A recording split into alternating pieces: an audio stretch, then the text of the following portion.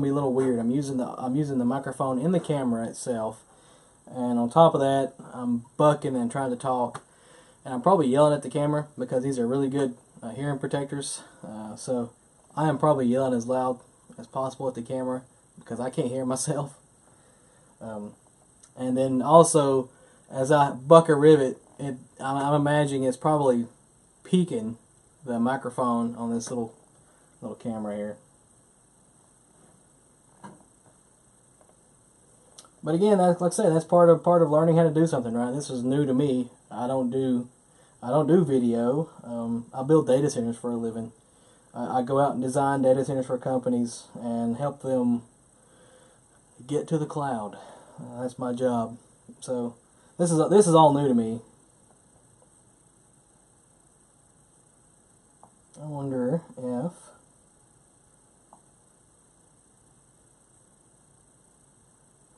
so we can get the URL for this, and I'll just share it to the Slack channel. See if anybody's in there that can give me some feedback on how this is looking or how bad it's doing.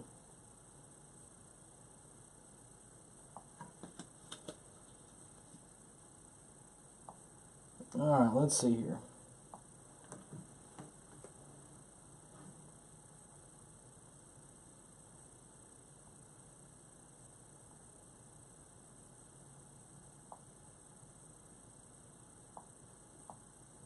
Alright, so there's that. I'm going to go ahead and get back at it.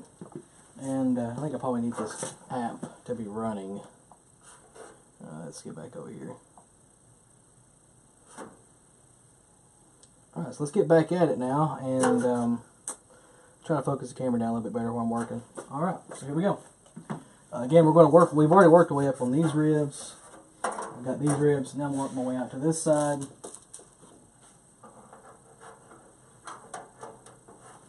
Get these last few in here. And again, if you're wearing headphones, I apologize, this is going to get loud. I don't have a way to adjust the audio while I'm riveting, so here it goes.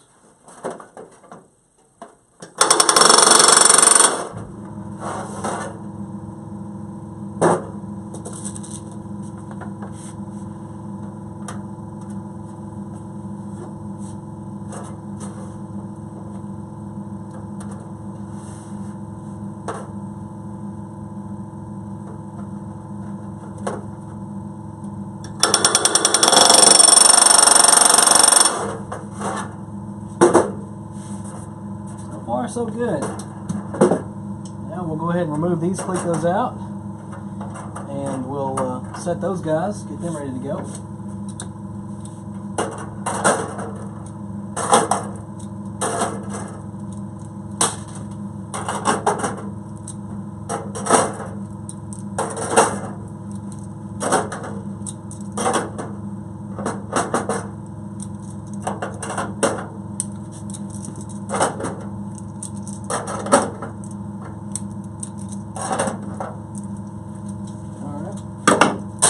And again, I'm going to work my way up and then out. So we'll start with this one. I'm not looking forward to this hole. This hole is going to be a pain in the butt. It's going to be tight. And I'm going to use a yoke. That's doing good so far, so.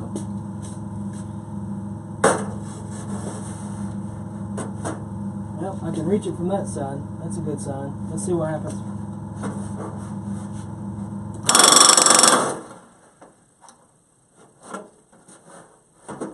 Still on it, let's go. Well, so far, that's probably the tough one. Let's see how it looks on the gauge, if I can get my big hand in there to check it. Golly, mama, it's so tight. Yeah, we're good.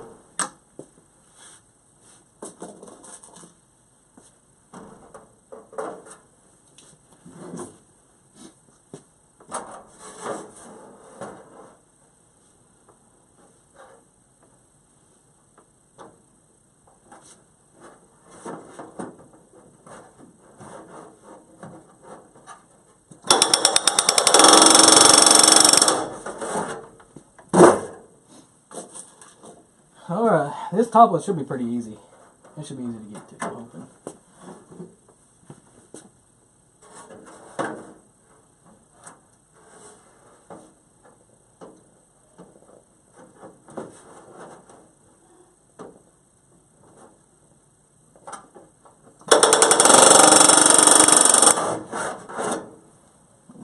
spot check this guy.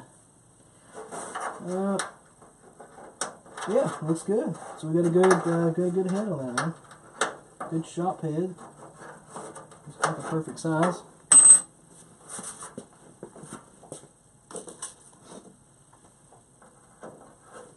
And of course, let's go back to the bottom one again. These are the tough ones.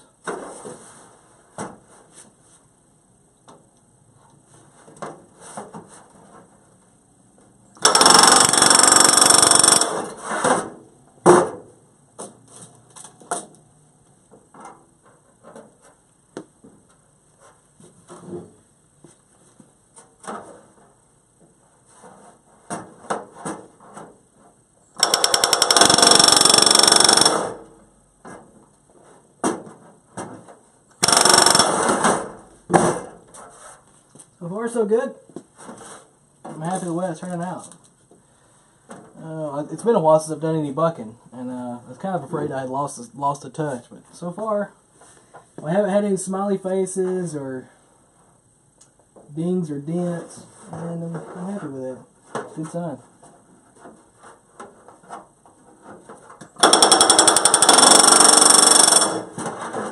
And I'm supposed to check this guy since I can get to it.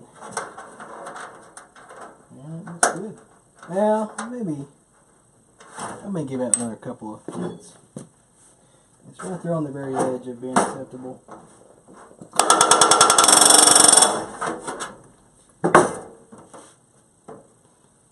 Shouldn't be any oil cannon. That's pretty good. That's looking pretty good right there. Oil canning happens if you don't get your parts laid out correct. You'll get this weird oil can sound. Let's work our way out in other outer ribs.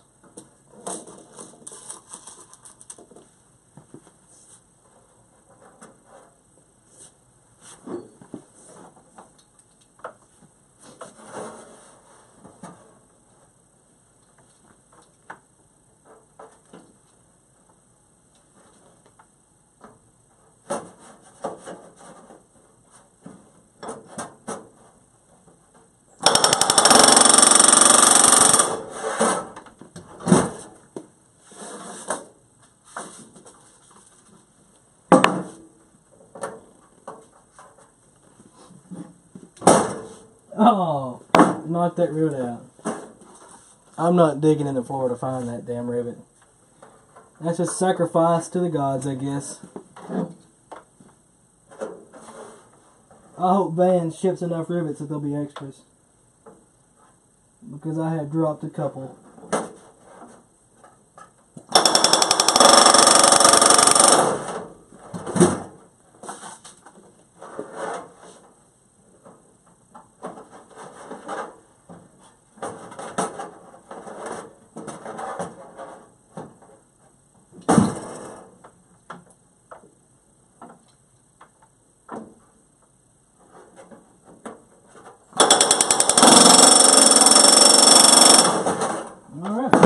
Rib is done, except for these last ones. That rib is done. This rib is done. One more left.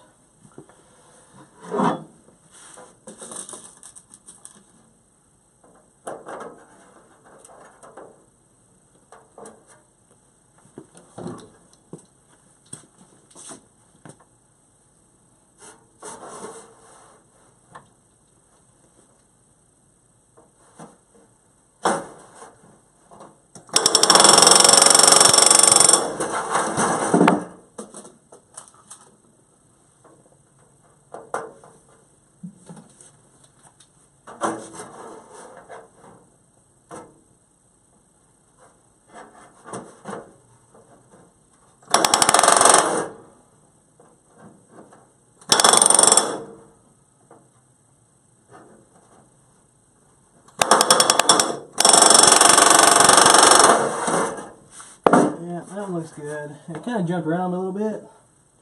Let me check it to make sure I got a good head on it. I'm going to give it a couple more taps. I'm just not very happy with the way that one looks right now. Let's see if I can fix it.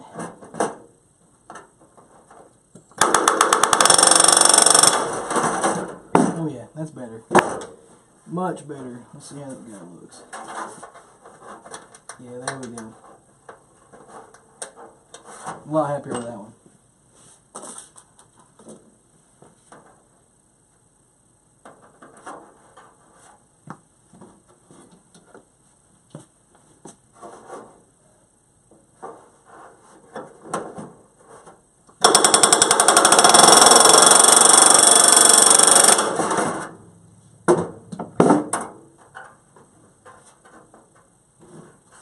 Check this one just because I can get to it pretty easy. A little bit more.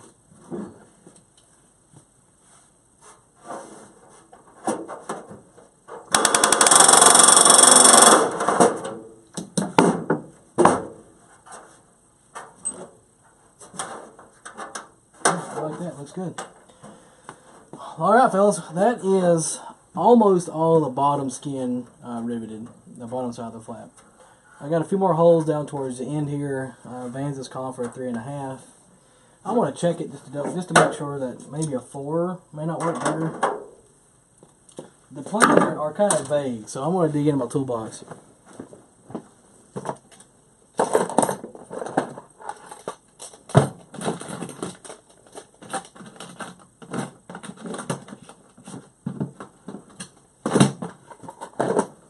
And I've got a handy little tool that is perfect for gauging rivet sizes. So what this works is I'm going to put a 3.5 in this hole, a 3-3.5. I'm going to look on my rivet gauge for the -3, and this is, the gap here is 1.5 times the diameter of a -3. So the idea is you stick this in there, and if your tail is at least that long, then it's the right size. Oh, I dropped it. Got it. Alright, let's check it. Let's try this one more time. There's my -3. Man, this is going to be tough.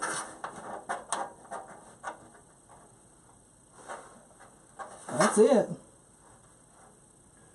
That's what we got to use right there, and that worked out. So now we know for sure. I'll put this back in the toolbox.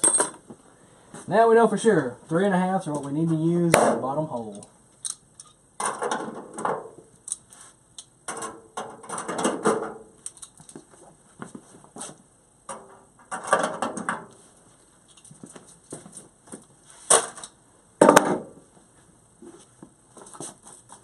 And these birds are going to be even more challenging to get to.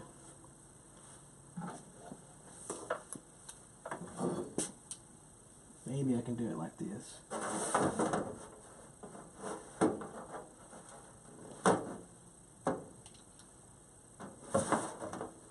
There we go.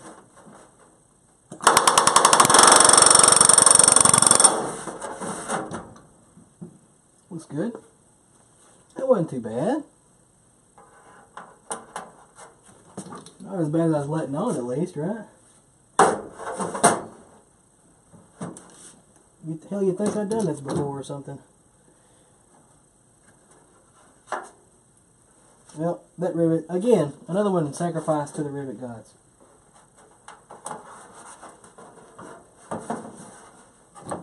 I'm probably going to have to buy half a pound of rivets when I, just to have enough to complete the kit. I've dropped so many.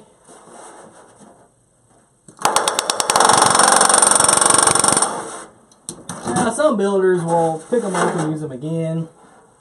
Nothing wrong with that. But the way I see it, I don't know. When it hits the floor, this is a shop floor. When that rivet hits the floor, its size is questionable at that point. I have no idea if it's a 3, 3.5, or it's a 3 and a 4. And I don't want to measure every damn rivet that falls in this floor. So, the way I see it, when it hits the floor, it's an unknown. So,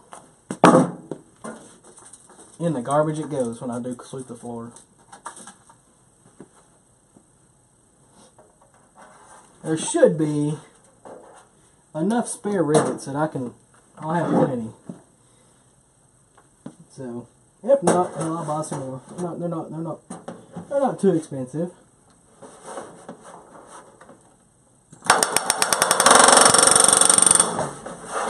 That looks good.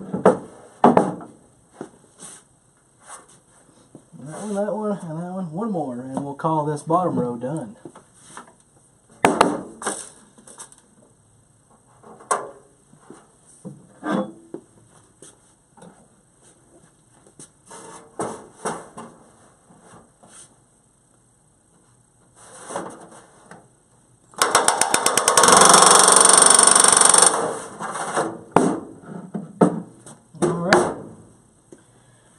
Well guys, that's the bottom row done, and the bottom skin. All I've got left is to do the end ribs on both sides.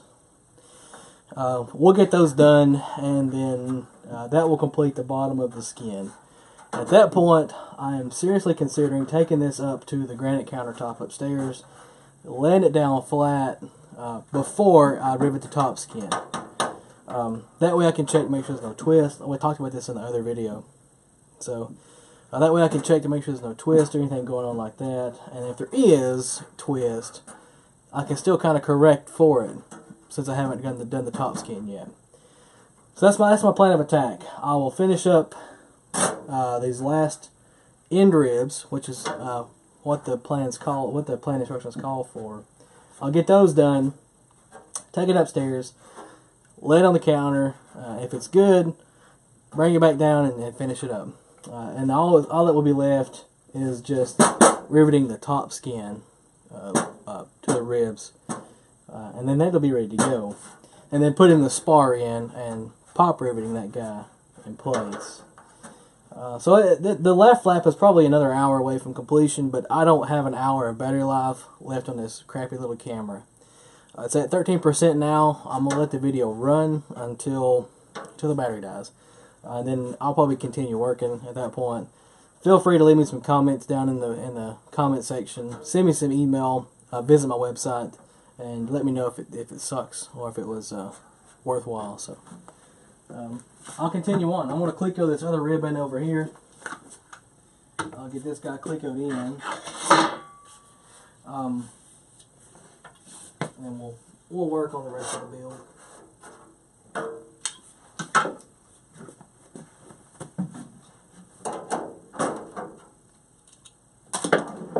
You know what? I'm going to do this. I'm going to lay this down so you guys can see what I'm doing.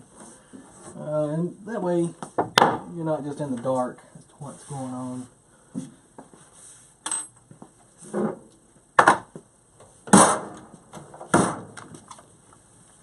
Alright, we'll lay this down.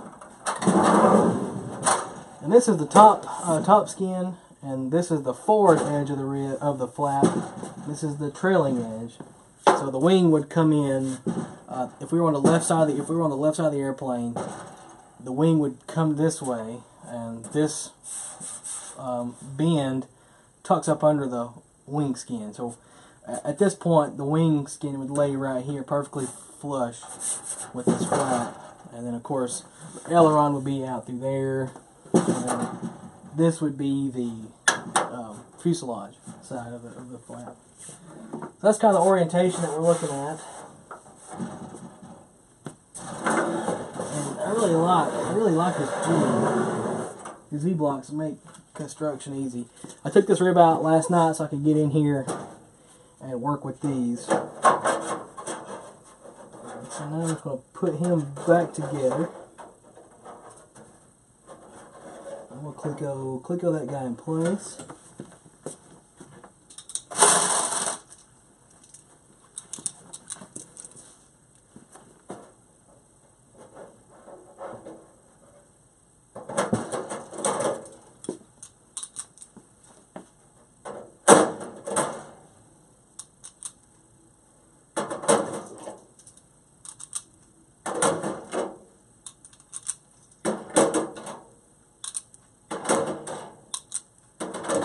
One more.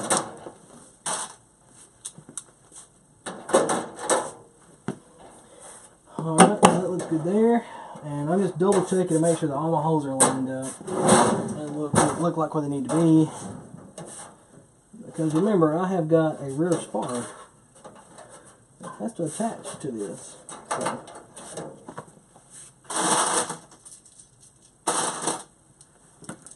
I may even actually put the rear spar in for now to make sure everything is still lined up properly and looking like it should.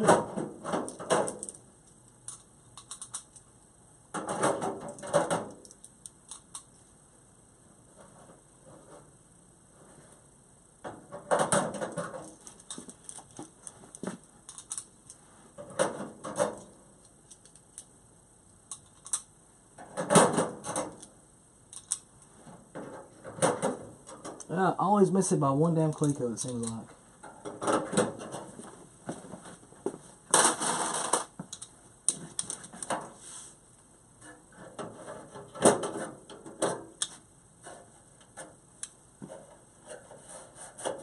So we look good down this way. Looks good that way. This end rib is now attached. This is actually where the control rod goes. There's a on this part. This is the part that goes to the fuselage. So imagine the fuselage of the airplane is right here, with the propeller and the engine being up here, and the tail being down there. This would be where the actual control rod comes in from the flat motor. It comes down and attaches to right here, and it pushes the flap down when you want to lower the flaps. So nice set of doubler plates right here to kind of reinforce that connection. And so far, I'm happy with everything's looking so far. So what I'm going to do is I'm going to go ahead and I'm going to put this rear spar in just to get an idea how it's looking. And that should go this way.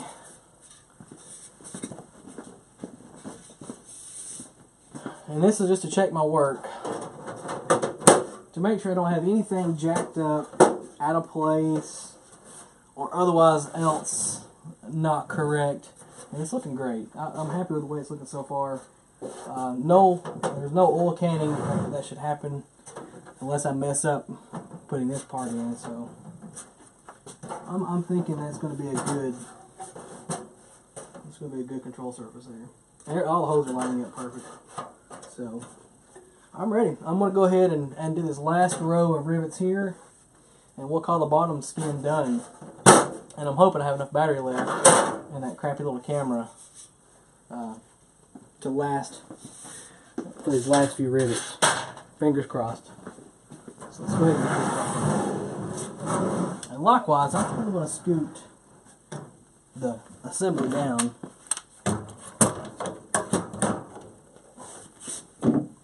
The V-blocks, man, make everything so much easier. It took me about an hour to build this thing, maybe an hour. Golly bum, it makes it so much easier to work on. I've always been a proponent of good tools give good results. I spend money on good tools. I don't care to spend money on good tools. It don't bother one bit.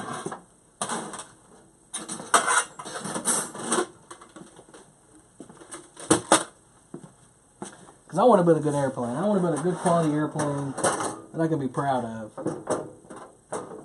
There we go. That'll give me a little bit more leverage on this side when I go to rivet these. Alright, so let me double check with the plans, instructions. If we're doing the right order. I've already got my shims down here. Those are installed and ready to go. I don't have any other parts that need to go on the aircraft anywhere except up here. I need to get that one in, so I'll put that guy in before I rivet that hole. Alright, so rivet the interior ribs to the skin, leave the inner ribs Clecoed. Got that done. Rivet the 706B to the 704. I've done that the other night. Then rivet that rib to the skins. You must set this before closing the door by putting the rear spar in place. Alright, so that's the next step. We got rivet this on, and we'll be good to go. And that may have been, I'm at 1% battery, so the camera's probably going to die before I get a chance to finish this part on video. So apologies for that. The next time I do a live video, I'll bring the power cable down and plug it in and see how long it lasts. It should last the entire build session that way. But right now there's like 1% left on the battery, and that's not going to last much longer, probably another 5 minutes. So with that, I'll go ahead and end the video. I'll finish up these ribs, take some pictures, put it on the build log, and then put the description down below to that. Thanks for watching, guys. Again, enjoyed it. Like I said, I'm not a videographer, so forgive